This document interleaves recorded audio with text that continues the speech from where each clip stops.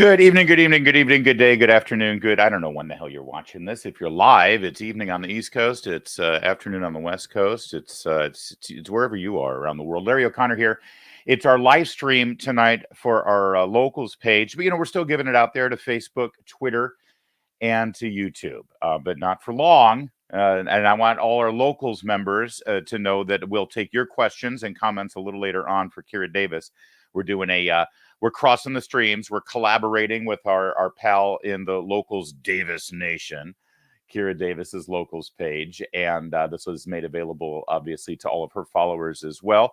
We try to do one of these collabs a month. I think next month we're going to do a locals collab with the one and only Nick Searcy. So stand by for that. And last week we had Robert Davi for one of our long form interviews, and we've got an interview coming up with Kyle Mills. He is the author of the Vince Flynn series of novels. That's going to be part of our Larry's book club adventure. So if you're not a member of Locals, you're sort of missing out. And all those Locals members will be the ones joining us a little later to give us comments and questions that we'll put up on the screen. I know who you are. Also, I want all of our Locals members to know that at the end of our interview tonight with Kira Davis, we're going to end this stream that you're on right now, but then we're going to launch a private Locals supporters only live stream. So you're going to want to pop all the way into Locals with your sign on and join that separate live stream. We'll do it just a little bit after Kira tonight, and we're going to talk about the brand new TV show that we hinted about on the Mark Levin show when I was filling in for Mark Levin. I'm saying it was me, damn it. I told you about it when I was filling in for the Mark Levin show. We now have our show name. We have our production date. We go live. We have not announced it yet. The press release, I believe, is going to go out either tomorrow or Monday that tells you when it will be live at the Salem News Channel. But I'm going to tell all of you, my members of my Locals community, tonight. I'll give you all the details and answer all your questions on the Locals only live stream. So when we're done with Kira tonight, wherever you're watching us right now, you might already be over at Locals. We're going to have a separate stream for that. All right. Keep your eye out for that. All right. With all of that done now. Oh, and by the way, if you want to be a part of our Locals team, of course, you want to join Locals. If you're watching on Facebook or on Twitter or on YouTube, go ahead and go to the URL at the bottom of the screen right now and just use code Larry YT for YouTube, Larry FB for Facebook, or Larry TW for Twitter. Of course, Larry YT is also Larry Young Thing because it's my homage to Michael Jackson, who was in fact a pedophile. I don't like the direction this is going. So let's bring in Kira Davis now, our friend, our pal, the amazing, the wonderful, the brilliant KD. Well, thanks for bringing me in on the back of the pedophilia talk, Larry. Well, it was more of a homage to the 80s kind of thing. I don't know about you. I'm at the end of my day, Davis. So I am in a martini kind of. Look at you. I can see you salivating. I'm jealous. I still have so much of this day left. I know. You're on the West Coast. And this is my homage to the Stage Right show of yesteryear. With the glass and the olives. There we go. Drink my water and stay hydrated. It's okay. This is just water anyway. It's water with olives. Don't worry about it. So, Kira Davis, when last we spoke, you were merely a political commentator, mom, wife, television pundit, and caring American. Now you're a freaking politician. What the heck? Oh, look at this. She's got the yard signs and everything. That is fabulous. Vote. A voice for my God. I am running the school board. All right. So thank you. By the way, first of all, thank you. And I say this all the time. We just had a school board member running for Loudoun County School Board this morning on the show. We've got another candidate running tomorrow. And I bend over backwards to say to these school board candidates, thank you for doing this. You're not whining. You're not complaining. You're not bitching on a Facebook page. You're standing on the sidelines of your kid's soccer game. You're actually doing it. So, Kira, thank you. But I got to ask you, what brought you to this point? What got you to say, screw it, we're doing this? It's funny, Larry, because I remember talking to you on, I think we're on a Locals live stream at the beginning of the pandemic. And we were like on day 30 of 15 days to slow the spread. And we're kind of like coming up on Easter, I think. And we were both like, how much longer can this go on? Like, I don't think the American people are going to take much more of this. We've got summer coming up. We've got Christmas. And of course, we know, the last they had the last half. The joke was on us. It went on for far too long. And Kira, it's still going on. Didn't you get the memo? Oh, we got to give $1 billion to student loan payoffs because we're in the middle of a pandemic. Please, it's still happening. Oh, I didn't get that memo. I was still looking at the one that said the pandemic was over. Yeah, I didn't get that one. We'll get you on the list. I'm behind like one memo from the administration. But yeah, I remember our palpable frustration at that time when we were only a couple months in. And my frustration only increased over, I mean, all of ours is. Me and you had chats all online, offline, all the time about this stuff. And I started feeling really helpless as a parent. My son was a 2020 high school graduate, so he didn't really have a senior year.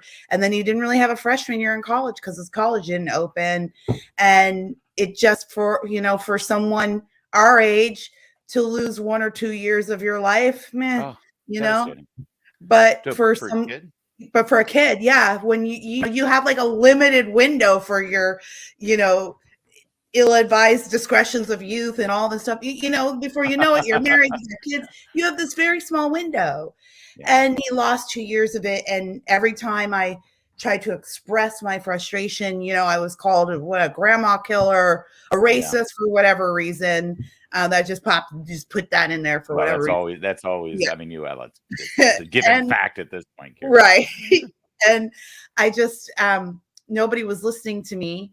And then I thought my school board was conservative because I live in a pretty conservative area. Right. South Orange County, man, that's as conservative as you're going to get right now in California, at least in Southern California. Yeah. Yeah. And even still, we're 50-50 here about now. But yeah. And so then they were making all these crazy decisions like vax mandates and mask mandates and closing schools. They refused to, once we learned that kids weren't vulnerable, we were watching the teachers union holding the kids hostage.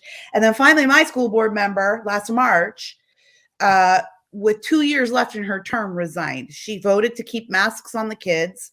And then she resigned that day because she knew what was coming. So she just basically did the union's bidding and then pieced out. I don't think she realized what she was in for when she won in 2020. Can I ask you, it's a nonpartisan race, right? Most school board elections are nonpartisan. And what's the competition? Almost every race in California is nonpartisan. That's right, because of the So how many opponents do you have? I have 2. I'm the only candidate in this race with 2 opponents. I have 2 Democrat opponents. One is being openly backed by the union. The other one is too. She's a Democrat. But yeah, I have 2 opponents. Okay.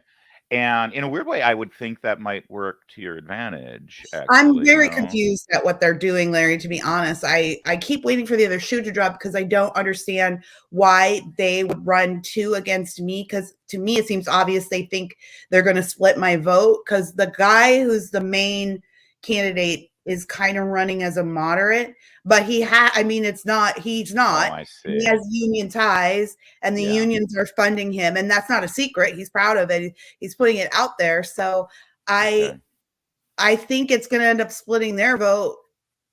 But you know what? I just realized I should probably get rid of the Redskins here because you're affiliating with white supremacists. When well, I write at Red State. It's too late for that. We had a school board meeting last night, and the whole meeting was about me.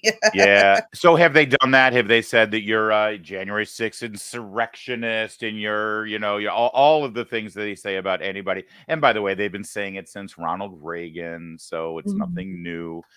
That's almost before you were born, I think, Kira. But is that the tactic? It's not about you. It's not about what you stand for. It's not about your policies. It's not about their failures. It's about who they associate you with. Well, their problem with me, Larry, is that I'm a member of the media, and so I've been using my media position to highlight stories going on in our district, and a couple have gone viral. I'm only responsible for one, which is the story of Chelsea Boyle and her daughter who drew a picture, like a Black Lives Matter picture at school for her friends, And then she put any lives matter on the picture too. Remember this. And then the parents complained, allegedly, this is all allegedly. Yeah. And then the school allegedly made the daughter apologize in front of teachers and students, and it was a big mess. So she's launching a lawsuit against our district. It's in the process right now. In fact, her lawyer served the board papers at a school board meeting last month. Nice. Yeah. And then the other story, which you're probably familiar with, broke last week. Fox News broke that. I didn't break it. Fox News broke it. But it was one of our teachers in the high school that I'm running to represent, San Juan Hills High School. It has a queer library, and she's a transgender TikToker as well. And so she's been TikToking about her transition, but she has this queer library, and it's got pornographic or sexually explicit materials in it. And so parents have been complaining about it for years, but been ignored as homophobes and transphobes. Right. But Libs of TikTok picked it up. And Fox picked it up, and then we started looking at what was in the books. And it was like, oh no, these books shouldn't be at school, regardless of the LGBT issues. Right. These are it's obscenity. It's freaking obscenity. There are books about fisting, Larry. These are available to 13 to 18-year-olds in the school with no parent supervision, and you don't have to ask anyone to check them out. They're available in the queer library. Fisting, how to lick buttholes, that's called rimming, and how that's pleasurable, what the pleasures of prostate stimulation are, how to go on BDSM sites to find a community that will accept transgender sexual encounters, because most people are so heteronormative they can't break out of their bias against. I mean, that's the stuff that was there. That story went viral. Well, of course, this is the stuff I talk about in my campaign, and this is stuff I go on Instagram Live all the time. I try to keep all of our parents updated.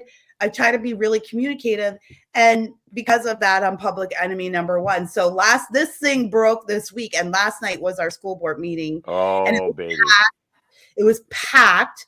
Yeah. And we have 7 board, we have 6. My seat's open because our lady resigned. The whole board, save one, took the opportunity to just scold me from their seats, but without mentioning my name, because you can't do that. So wait, whoa. Hold on, pause for a second. Their problem. So first of all, they assume that you made the story go viral, even though you had nothing to do with it. But their problem is that everybody knows what's going on in the school library, instead of the fact that obscenity and pornography and outrageous material is made available to children. And by the way, I got to think, without parents knowing about it, and without having parents have a say in it. That doesn't outrage them. The fact that the world knows about it now outrages them. Mm-hmm. And they called me divisive. But interesting, though, what happened was, and then parents went up and said hateful things about me. Somebody sent their little girl up to call me a hateful transphobe. It was just brutal. I was like, wow, this is crazy. I mean, the whole first part of the board meeting was about me. And I mean, I'm not even on the school board. So that's what that's what I'm up against. That's why I have 2 candidates running against me, I believe, because of my media presence. But here's what's funny. They've been denying that there's any problems. And then the principal sent an email after that story broke. The principal sent an email. These materials aren't available to kids. They're not available to kids. We took them out of the the queer library. Okay, fine. Then at the meeting last night, they tried to say there's no problem here. Those materials are not in the classrooms. The people who are screaming about them are being divisive. And we have one great conservative board member. She also happens to be a Davis. We're not related, but her name is Lisa Davis. She's amazing. Mm-hmm. And she said, well, were the books in the library? And they were like, they're not anymore. And so all of the parents in the audience were like, see, they were there. Yep. You took them out because you got caught. But yeah, there's no conversation about the topics that I'm bringing up, or what it means for parents to know what's in the classroom, or the fact that we're a laughingstock across the nation because of what we're allowing in our public schools. No, it's just me, this one singular person, who's the problem. Yeah, and here's and this is it's so funny because they always try to isolate individuals. You know this. We've known this back from for the last 10 years now that we've known each other or more actually. They try to isolate you and make it about you because the last thing they want to talk about is the actual issue. And I'm sorry, they got to put their big boy pants on. They wanted to be on the school board. They're supposed to deal with these problems and take criticism from the parents and taxpayers. Yeah. And Yeah. and it all boils down to what? Hold up your sign again because you've got something on there that's so important. Because this is the last thing they want to see. Hold it up there. A voice for parents. Out here in Virginia, Kira, Governor Yonkin just put in a policy. He restored a policy, actually. The old governor put in a policy in the last 8 months that he was there that said that teachers are allowed to walk down this whole transgender path with children and exclude the parents from the conversation. And all Governor Yonkin in Virginia did was say, no, parents need to be a part of this conversation. They need to be involved here. And, the usual suspects in Northern Virginia, Arlington, Alexandria, Fairfax, it's just like LA and Santa Barbara, or Santa Monica, I should say, and such. They all said, oh, no, because it's going to put our children in danger. Listen to that Yeah. language. Yeah. Number one, they think they're their children. And number two, who are they in danger from? The parents. Parents. Their The parents. parents. I want you to watch this and comment. This was Glenn Youngkin, the governor, last night talking about this, and he puts it so perfectly. First of all, this is not controversial. This is about restoring power to parents. And let's just be clear. Children do not belong to the state. They belong to families. And when a child is wrestling with this kind of decision, a parent should absolutely be the primary counselor, advisor, and helper in wrestling with this decision. That doesn't mean that there's not a role for a teacher or a trusted counselor or administrator, but parents should be the absolute primary advisor. And to shut them out, to close them out of this doesn't make any sense. And that's why we pressed forward with these model policies that put parents in the primary role. And anybody who thinks that parents should be shut out, I can't quite understand where they think the decision should be made if families and parents aren't the primary decision maker with it. So, Kira, we are living in a world where that is controversial. That is the extreme position. Yeah. Please go take it. I don't know what to say. We live in the upside down. I mean, I feel just as crazy as you do. I mean, I was listening to those parents. Like, there were some parents that were standing up and I mean, they were like, oh, this is divisive and these people are hateful and we can't let certain people on our board. And I'm thinking, the only thing, by the way, they're making up total lies about what I'm saying. Like, I'm out here anti-LGBT or whatever. Like, you can't point to one thing that I've ever said hateful, but that doesn't matter. But I'm thinking, what are they saying? They're saying, all I'm saying is that parents need to be informed and involved in these decisions. And if someone is talking to your child about their sexuality, about their genitals, about about sexual pleasure, or even about relationships and dating, parents have to be included in that conversation, or at least give permission for those conversations to happen. And the response is always, some kids don't have a safe space to go to and they need to school. Well, who gets to make that decision? Who gets to decide whose parents are the ones who aren't filling in the gap? You can't base that on the word of children, especially teenagers, because teenagers fight their parents all the time. Let's look at Sarah Palin and the Palin family.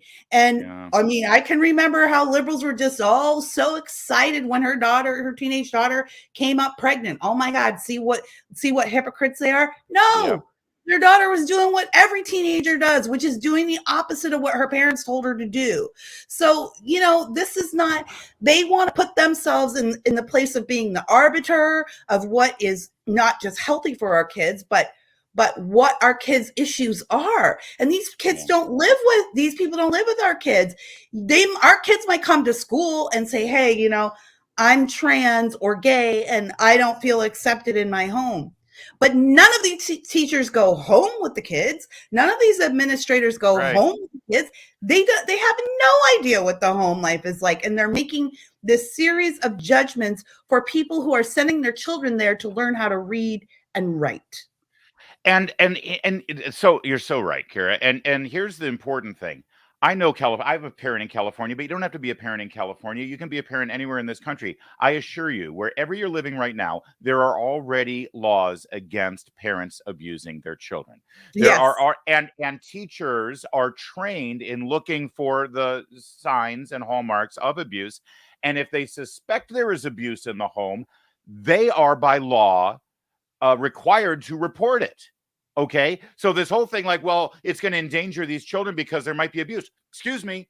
If you believe there's abuse, you're obligated to report it. Otherwise, what they want to do, Kira, is treat every parent as an abuser. Yes. And say, well, there is potential for abuse and of these children. So therefore, we will keep parents completely out of the conversation of these incredibly important medical and mental health conversations. It is the scandal of our times. It really is. I think I was telling my son, who's now 20, and he is, as you know, he's a sophomore. Excuse me, he's a junior. He didn't get that freshman year.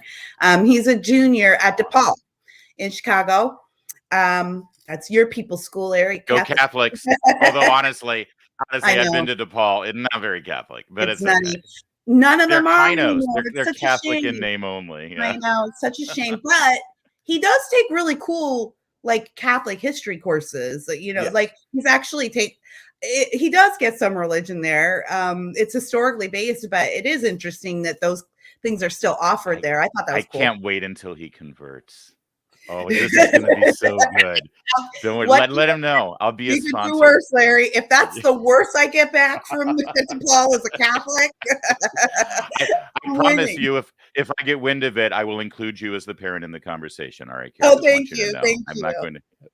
No, well, interestingly, he came back more conservative this year. Yeah. Oh, that's good.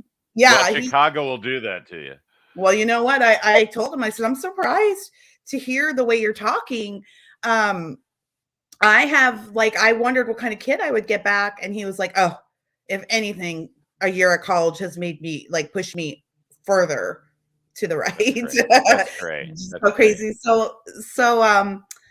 So yeah, I was chatting with my kids. I can't even remember how the story started.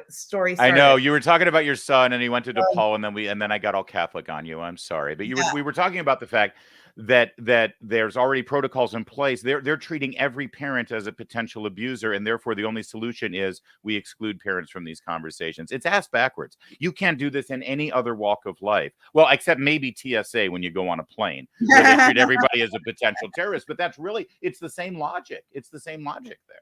Yeah, I tell my kids all the time, like, it's not about our differences in politics. It is about what somebody is allowed to do with you and to you while I'm not with you. Yeah. And so it's not an issue of hating anyone. That's how they'll frame it. But that last night, Larry, I just got it was brutal. It was. Aww. And I was outside with some moms afterwards, and they were like, I don't know how you do it. And I was like, it's not hurtful. It's not like I'm not a robot.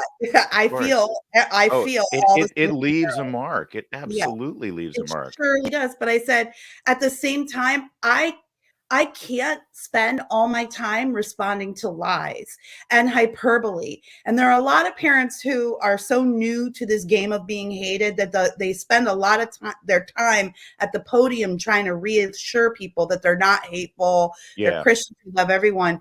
But I'm over that. You know, you have to look at me, how I live my life, and you can see who I am by how I live my life. But otherwise, I'm not going to entertain the lies that you tell about me and the things I believe. I am here to make a point. I am here to protect our kids. So I'm not going to engage in a debate over silly ideas that are unscientific and have no place in the classroom. I'm not going to engage in that anymore.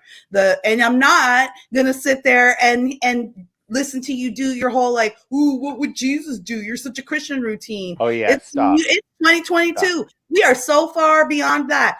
I'm not even taking advice from someone who hates Jesus and hates Christians about what they think I think Jesus would do. Yeah, these are the same people who would refuse any mention of God or Jesus in the very classrooms that they're in charge of, number one. Number two, don't stand up there and bear false witness against a person like Kira Davis while you're evoking Jesus Christ's name. And number three, you want to know what Jesus would do? He told us, we will know them by their fruits. And I'm pretty sure Kira will present her fruits. Wait, that came out wrong. That's weird. Kira is fine being judged on her record and how she has raised her children compared to what these people have done to all of our children while they're in charge. All right, I just put the website up there, kiraforschoolboard.org. Kira for School Board. I look at you. You look like you're in a Southern Baptist church right now. We just got another heat wave, and I didn't turn down the AC before I sat down. You're not allowed to. Are you kidding? Gavin Newsom will break down your door, baby. Don't even. That's another conversation. What do you need right now? Kiraforschoolboard.org, because money. That's the bottom line. You're up against the teachers. Are very well funded. Yeah, they're very well funded. I got my opponent's literature the other day, and it was like this trifold, like he must have spent $30,000 on these things, you know. And meanwhile, I'm printing out flyers $500 at a time. So what does the race look like, right? I mean, are you literally going to door to door? I know you're doing an event. Sadly, the best you could get was Nick Searcy to come to it. But that's all right. I mean, you know, you do your best. What is it looking like on a day-to-day basis? Well, I still have a regular job. Thank God I work with people who understand the mission and understand what I'm doing. So my editorial team over at Red State has been filling in the gaps for me while I'm out here running this race. They've been very understanding. So I get up, you know, things done around the house. I still got a kid in the house, make sure she's out. And then I'm working. And then most of the day I'm doing a lot of social media for the campaign, because one thing that I discovered as I started running is that people are woefully informed about what's going on in their school board. And when they do try to tune in, they're confused because the language is so legalistic, and they make it purposefully hard to suss out what's going on meeting to meeting. So I do a lot of that, but I'm also, I get out, I walk, I knock on doors, I meet people in parks and hold meet and greets. Like, that's great. Coffee chats. It's like your super old school campaign. I love that. Yeah. Well, that's how school boards are supposed to be. That's how you're supposed to run these elections. And have you done the stats and the data and numbers in terms of like how many votes came out in the last couple of times? I mean, because these are usually low turnout, and there's oftentimes the margins are very interesting. I mean, if there's overwhelming support from the teachers union and people aren't engaged, sometimes it looks like a landslide. But the actual number of votes are so small that if you get out an extra 500, sometimes it'll make the difference. Ooh, yeah. Our 2020 election was won with a total of 3,200 votes. Wow. That's so tight in a place like that, in a highly there are 44,000 eligible voters in my area, in my district area. We have 7 areas in our district, and I'm area 2.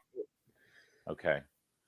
So that's what you need. So that's what you need. And here's the thing, guys. In Southern California, getting out the vote is a lot more expensive than in, you know, Prairie Dog, South Dakota, or in not to diminish those areas. It's just the reality. Not only is a larger area. Yeah, we know it's Southern California, for God's sake. All right. So, well, I love it. I love that you're so engaged. And I'm sorry that you had to go through what you're going through last night, but you knew what this was going to be like.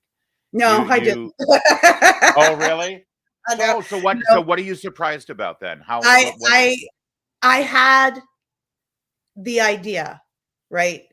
Because we're in punditry, and being Black and conservative, of course, I'm subject to all kinds of unique abuse, and that's fine. those are trolls. You swat them away. I never took it seriously, but it's different when it's coming from the people you live with and live next to, and your kids go to school with them, and you have to see sporting events, and you have to see them at school events. Your community being critical and hateful towards you is a whole different ballgame, and it affects more than just me. My husband's a businessman and community leader, and my daughter still goes to high school here. So there's a lot more to protect than just myself, as well as my neighbors. My neighbor's house was vandalized a few months ago, and we believed that it was meant for me, but the person got the wrong address because of the nature of the vandalism and some of the words that we share a driveway, and they spray painted in our driveway. And we're pretty sure that that person meant it to be for me, because the couple next door is like not even on anyone's radar. Like, why was Oh, that's awful. Yeah, so it's that stuff. It's like being followed around. The union's got a tracker on me, and so when I go to places have meet and greet, I see there's a couple now. You start getting used to seeing them. They come, they take your picture. Like, I was giving away signs at Starbucks recently, and they came and called the police. And they went in and complained to Starbucks, told Starbucks to call the police, because we were on their patio and just doing a meet and greet and handing out signs. And they're like, you can't do that here. So the police came by. Whatever. I mean, that guy, that poor Orange County sheriff, he looked like he would rather be anywhere else than telling a bunch of moms having coffee and donuts. Right. Like, oh, sorry. Like, you're a menace to society, Kira Davis. You're a menace. He looked embarrassed. Yeah. Knowing you, when you see the tracker come by and start taking pictures and video, you're like, hey, baby, you're doing the little pose. I'm starting to get used to it. Yeah. At first, it was creepy. Yeah. I don't find it amusing. I have a daughter. I have a 15-year-old daughter, and I drive around with her all the time. Yeah. And I'm also one of like 5 Black people in my entire community. So it is disconcerting to have strange white men following you around. It's not, we stand out. My whole family stands out. We don't mind that, but I do mind it if people are, using that fact to just follow me around and cause trouble. I don't know when they're following me home. I don't know when they're following me to someplace private. I've had to stop going to certain friends' houses. My neighbors have had to install extra security, extra lights. It's been a lot tougher than I thought it would be. Yeah. And I think that they are following you around, not for the content of your character, but because of the color of your skin. You've faced this so many times. There will be extra pressure, extra scrutiny, and yes, extra hate, because you're not fitting into the little box that they want you to fit into, Kara.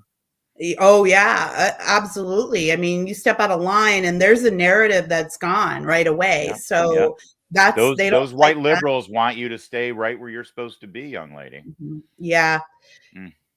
Too bad for them. All right, so there's the link, y'all. KiraForSchoolBoard.org. Go there, throw a little change in there. Every little bit helps. It that. Does. Then when you're done making that donation, based on what we just heard, say a prayer for Kira. Say a prayer for her daughter and her husband and her family that has to go, and her neighbors, for that matter, because that's going to go a long way too.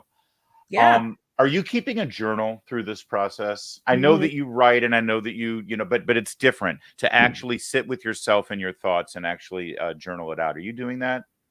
Yeah, I keep notes. I don't really have time to journal, especially since I'm a writer, but I am writing a book about this. Well, that's what I was going to say, because this will be a great book, but then you've got a book coming out. Is your book that's coming out specifically about this experience? No, the book that's coming out, that's what I thought. The release date keeps getting pushed back because the supply chain crisis has also hit the publishing industry. So I hear that all the time. They can't get books out because of the paper. I know. We're out of paper. Let's and then go, Brandon. Back everybody's timelines. So I think I might have a book out by end of November, early December, but it's called Drawing Lines. And it is about kind of what I'm doing now, which is just a book admonishing and advising conservatives to like get uncomfortable. And here's a map, here's a battle plan, everyone's going to have to do something. Everyone's going to have to get engaged on some issue in some way. Here are the major issues that are going on in our nation right now. Here are the things I think you can do to help from where you are. And here is why it's so important. If you don't choose your battle space now, the opposition is going to keep advancing. So it's really time to draw our lines and say enough is enough, and take the insults and take, the slings and arrows, and just drawing lines. And that's on pre-sale right now. Kira Davis's new book, Drawing Lines. And who's publishing it? Fidelis. Okay. That is Oliver North's publishing company. He's the owner. Okay. I'm a little concerned that it's not Regnery, and maybe you and I should have a conversation about that. No, I went to Regnery. They rejected me. That's the conversation we're going to have. That will be changed. That will change, I assure you. I've got a meeting about that coming up. I love the book Drawing Lines, by the way, because it reminds me, you had to have read Fault Lines then from Pastor Vodi Baucham. Have you read his book? I've never read his book, but I love Vodi, and I watch everything on YouTube, and I watch all his sermons. Yeah. Gotta read his book. Gotta read his book. And it evokes that. His book is Fault Lines, yours is Drawing Lines. And all right. So obviously we'll have you back, part of our book club. We're all going to read that book, and you'll great. Yes, I hope so. I hope it's not utter crap. It's my first book. I was like, I finished writing it, and I was like, this is terrible. Who's going to read this? But you're not a good judge of your own words, writer. You know that. So. Yeah, I'm sure. But if Sarah read it, she'll tell you the truth. We know that. Yeah, Sarah's got a little shout out in there too. Sarah was like very instrumental in some good research as well for the book. Yes. Tommy wants to add, we're going to go to our locals questions now. Okay. And this is interesting. There is no union affiliation with the school board, right? You don't have to join a union or anything, do you? No. Okay. Good. I wouldn't think so. That's just for the teachers. And by the way, in the state of state of California, nationwide, teachers can opt out of the union. They don't have to pay dues to the union if they disagree philosophically with the way their union has directed their union dues. That's a huge thing. As soon as more teachers start doing that, they will lose their power. I've met a lot of teachers, Larry, while campaigning. I mean, I would venture to say, and this is just an uneducated guess, that 30% of local teachers have peeled off ideologically from the unions. They don't want to say it, but their parents too. And they've struggled with the COVID protocols too over the last 2 years, and all of the LGBT stuff. And they are beside themselves. So I have talked to a lot of teachers, and I always lead with that. You don't have to be in the union. And a lot of teachers are like, I know, but I feel like I need to be, because I need to keep an eye on what these people are doing. So there's two sides to that. But I think teachers, if you don't want to be in the union, get out. I've met a lot of teachers who just left as well. Yeah. Ball State, Jeffrey says the point of education is to teach children how to think, not what to think. Well, we've come a long way from that. How much of your focus is sort of harnessing the actual, I mean, I know it seems weird, but it's like they don't talk about teaching kids anymore. There's like talk about everything but that. But as a school board member, how much of focus can you put on, hold on, are we actually teaching children? Not just what are we teaching them, not are we, inspiring them and getting them to be their true selves? No. Are they learning what they're supposed to learn? How much energy is focused on that?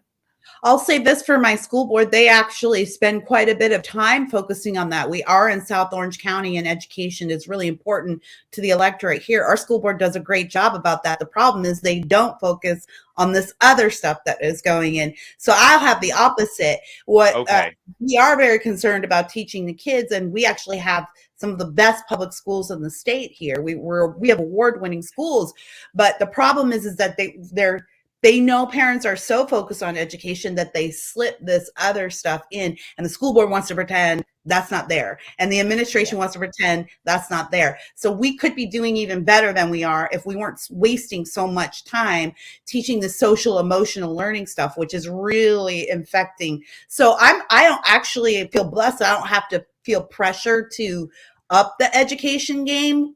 The school board and the admins are doing a great job with that. Our schools prove that, or they're doing the best they can when it comes to public schools. Okay. We're still 50th in the nation in California for education outcomes.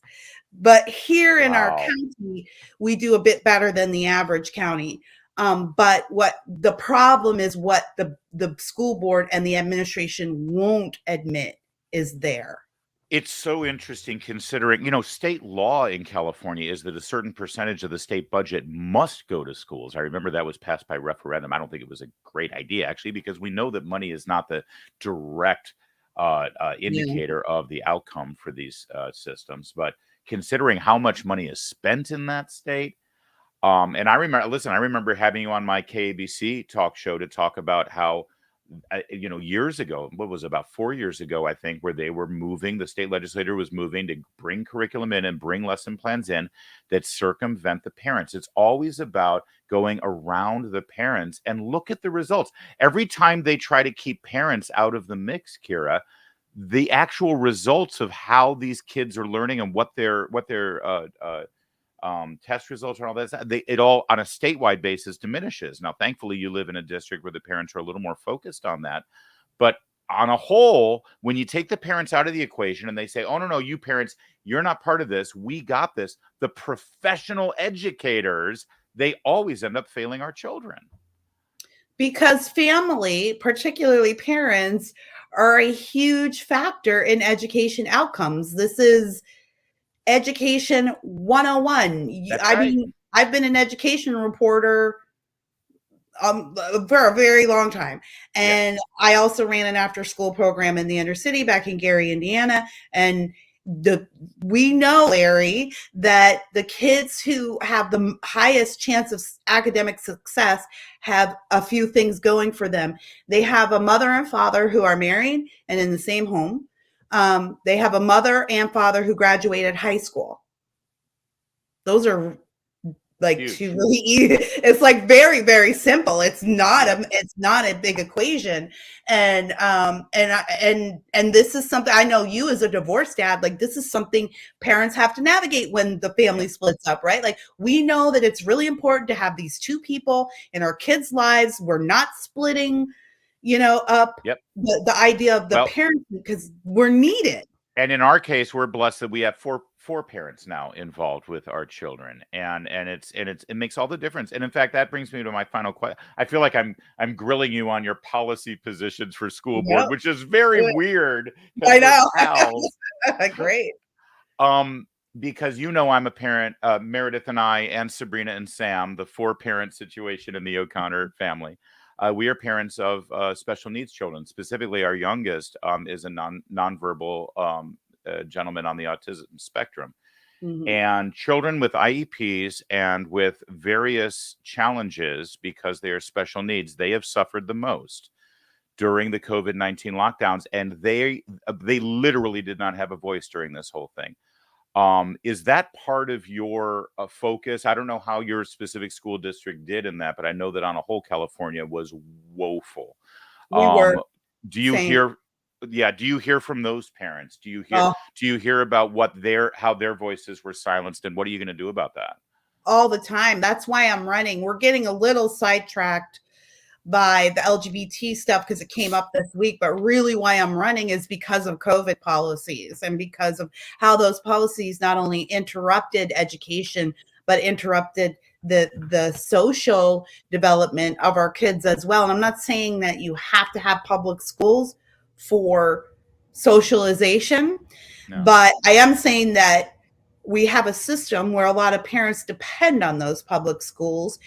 And special needs children in particular were just treated horrifically, because many of them, like you say, you have a nonverbal son. I've heard from a lot of parents, one of the things that nonverbal children really need is facial expressions and touch. These are the mechanisms of human communication since the beginning of time, and every single teacher knows this. This is how you are trained in education, that your face, your hands, even when I was doing tutoring, and the laws began to change about how we could interact with the kids because of pedophilia and stuff like that. One of the problems and the things that administrators like I would complain about is that we couldn't really have physical contact with the kids anymore. And we knew that that was really important. A hug. I know the hugs are such a big deal. It's a big deal. You don't understand. If you have a nuclear family and you have a loving family, you have no idea. There are kids who come through your program and you are the only person to give them a friendly touch during the day. Yeah. And if you don't think that's important, then you go without touching someone. I'll tell you, I learned during COVID, like you go without touching someone for a while. Touch is vital. And so we were stealing that from our special needs kids, kids that needed speech therapy, or who are hearing impaired, were dismissed, and even lied to. Some of the teachers union representatives were saying, oh no, you can do speech therapy through masks. Yeah. Give me a break. Give me a break. Please. As the father of a 15-year-old who is still challenged verbally on the autism spectrum, honestly, you can do speech therapy through masks. Go F yourself. Go F yourself. I'm sorry.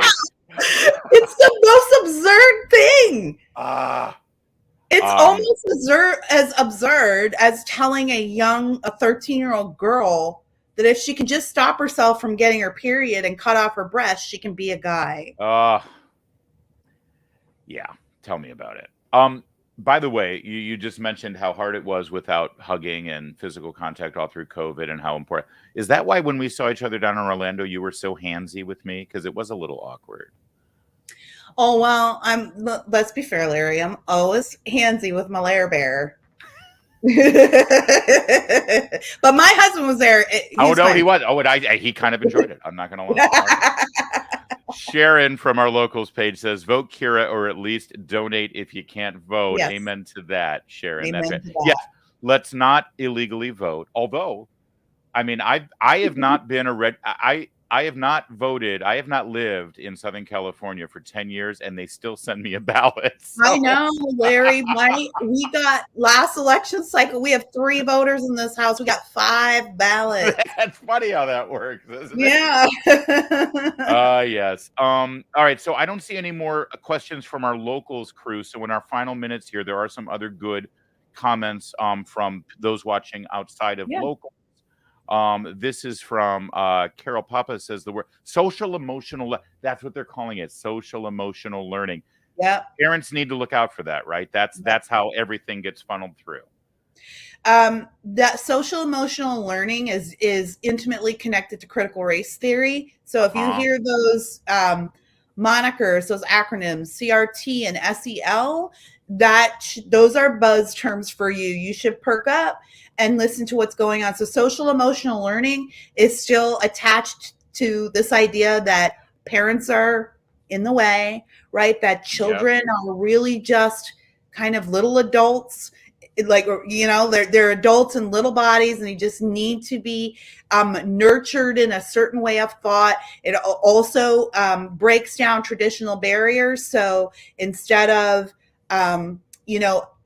honoring the traditional boundaries we've had with relationships, boys, girls, teachers, it throws all that into chaos. There's a lot of other crazy stuff that I don't have time to go into, but it's bad news. Right. No, I hear you. Totally. And I just want to say, listen, we're not idiots. We're not Neanderthals. We're not stupid. Of course, children require social emotional learning from their family, from their parents. That's where you get social emotional learning. Right. Not from, and I just want to be clear here, because the language is so important. School teachers and public school, and I love teachers, I do, but they are agents of the state. They are government employees, and I don't want agents of the state taking charge of the social emotional learning of my children, and Yeah. and deliberately keeping me out of it. Yeah. It really isn't somebody else's job to see how my daughter feels about being a woman or being Black or these are not, and I would never accept if my mailman came to the door today and said, "Oh, I had a conversation with your 15-year-old daughter about her period and how she can stop it from coming if she wants to be a guy." And I also told her she doesn't need to feel weird about her breasts. She can just have them taken off. I would be like, call the police.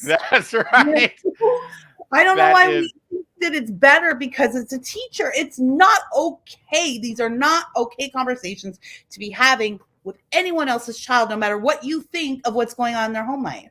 Classic Kira Davis. This is why Kira needs to be on the school board. KiraForSchoolBoard.org, right there. Because you know what? that's it. It's like your mailman. It's like what makes you qualified to do this? That's what you hear, by the way, on Just Listen to Yourself, her fantastic podcast. CM Burkeen on Facebook says, "Love your show." You're still able to keep up with your podcast schedule, right? While you're doing that, it's sporadic, but yeah, I hear you. Yeah. All right, and then also I'm doing it, at least once a week. But I've gone down from. By the way, as CM is praising your show, she's also praising nice my hair. The hair is looking good. Look at that. Better than not. Better than not. That's all I can say. All right. You know what? Let's wrap, because I know you're in the middle of a freaking campaign, baby, and you're melting there in the California heat. Yeah, another heat wave. I happen to know for a fact that September in Southern California is actually hotter usually than July in Southern California. We need to stop doing this thing where we pretend that September is fall. Well, it's not. Wait, today is literally the first day of fall. September is summer, and in California, and I've been living here 15 years now, and I just am so shocked every September. Yeah, September. I know. I always forget. I'm like, oh, it's so hot. Why is it so hot? Like, September is insane in California.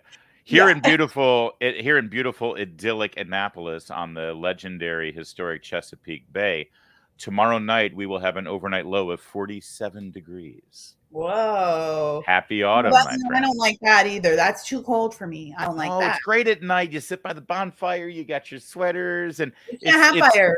It's the best. Oh, that's right. You can't have fires. Another reason to live here. And also it gives will burn up, and our electric cars won't be able to charge to get out of the county for evacuations. It also allows me to snuggle with Meredith in the cold. So there's that too. You know how it is. I'm usually like, no, Mark, don't touch me. I'm so sweaty. Get away from me. Too hot. All right, Kira, I love you so much, and I'm so proud of you, and I'm so excited for you. So donate to the campaign. Get her on that school board. I can't wait to talk to you and get you into trouble once you're an elected official. That's going to be the best. I'm excited about that. And did ask me recently, you'll get a kick out of this. What? Somebody in the administration did contact me to say, we're a little concerned what might happen if you get on the school board. You're a reporter, and now you're going to be privy to a lot of information. Some of it's going to be private, and we're wondering, how safe are people? What's going to be reported? And my response was, well, I am a reporter, and so I'll do my job while honoring the laws that I am bound to. But if there's nothing shady going on in our district, then there'll be nothing to report. We're there. Wow.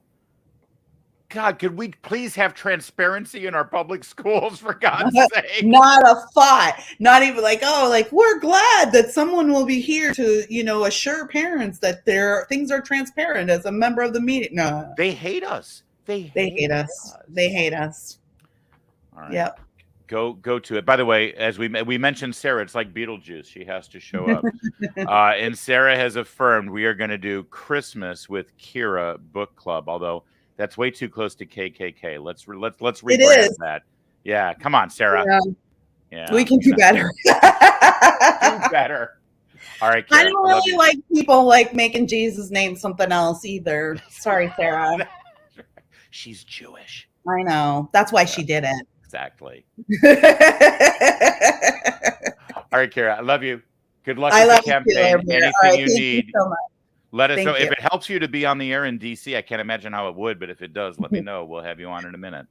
I promise I will. All right. Thank Thank you. you. Bye, That is the everybody. effervescent Kira Davis running for school board. And you know what to do, my friends.